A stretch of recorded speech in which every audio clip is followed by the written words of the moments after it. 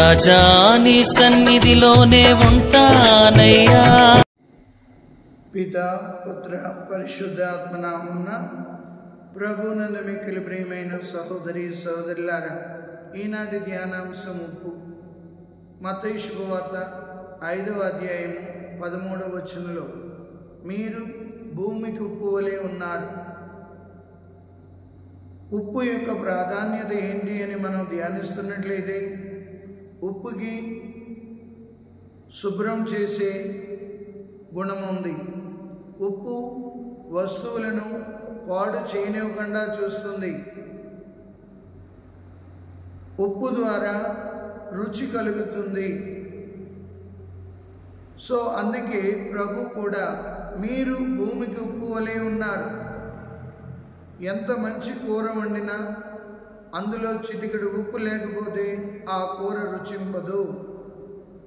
అందుకే చెప్తారు, అన్నీ వేసి చూడు, చివరిగా నన్నేసి చూడు అన్నట్లుగా. ఉప్పు లేని కూర ఒప్పదు రుచులకు అన్నట్లుగా.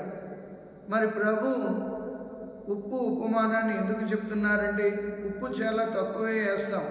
ఎక్కువ వేస్తే బీపీ వస్తుందని భయం, ఎక్కువ వేస్తే కూర పాడైపోతుందని భయం.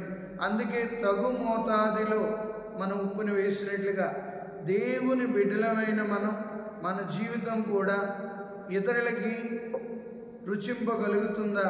మన మాటలు ఇతరుల్ని ఆకర్షించగలుగుతున్నాయా? మన జీవితం ద్వారా, మన ప్రవర్తన ద్వారా ఇతరుల్ని దేవుని వైపు నడిపించగలుగుతున్నామా? ఉప్పు శుద్ధి చేస్తుంది. అందుకే మనం పరిశుద్ధులుగా తయారవుతూ ఇతరులను పరిశుద్ధమైన మార్గంలో నడిపించాలి. పౌలు గారు తెస్సలోనిక ప్రజలకు రాసిన లేఖ 4వ అధ్యాయము 7వ వచనంలో, అపవిత్రత యందు జీవించమని దేవుడు మనల్ని పిలువలేదు, పవిత్ర జీవితం గడపమని ఆయన పిలుపు. కాబట్టి మనం పరిశుద్ధులుగా జీవించడానికి నిరంతరం కృషి చేస్తూ ఇతరులను కూడా పరిశుద్ధ మార్గంలో నడిపించాలి.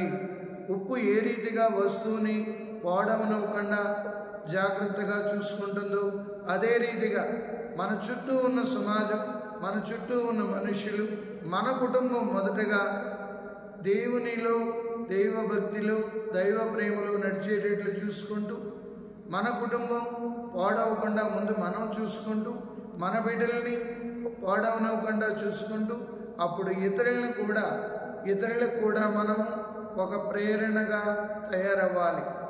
ఉప్పు ఏ రీతిగా శుద్ధి చేస్తుందో మనం కూడా శుద్ధులుగా ఉండాలి ప్రభు కోరుకునేది.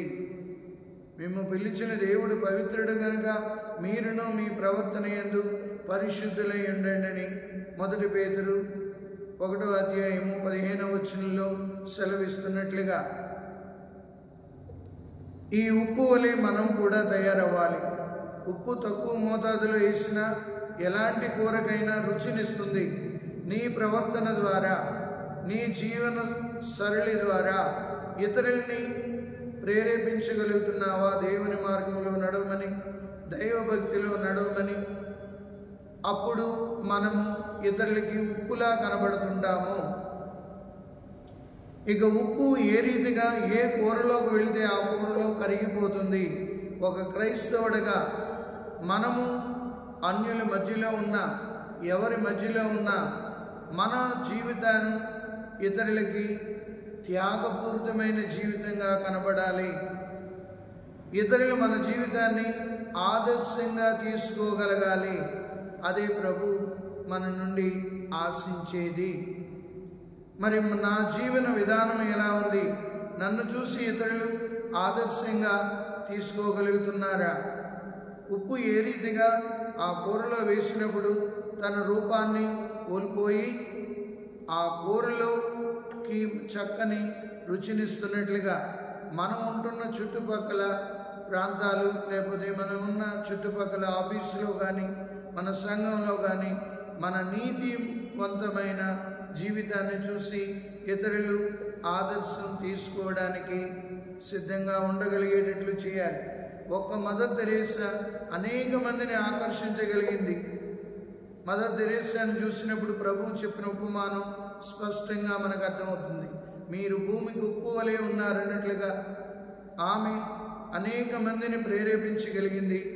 తన ప్రార్థనా జీవితం కానీ, తన త్యాగపూరిత జీవితం కానీ అనేక మందిని ఆకట్టుకుంది. అందుకే మదర్ తెరీసా నోబెల్ బహుమతి గ్రహీతగా మారింది. మరి మనం కూడా భూమికి ఉప్పు వలె తయారవడానికి ప్రతిరోజు కృషి చేస్తూ మన ద్వారా ఇతరులు పాడవకూడదు, మన ద్వారా ఇతరులు మంచి మార్గంలో నడవాలి, మన ద్వారా ఇతరులు సుమాతృగా తయారు చేసుకునే భాగ్యాన్ని మనం ఇతరులకు అవకాశం కల్పించాలి. పిత, పుత్ర, పవిత్ర ఆత్మనామమున ప్రభు మిమ్మందరినీ ఆశీర్వదించి కాచి కాపాడునుగాక. ఆమేన్. సన్నిధానములో సంపూర్ణ సంతోషం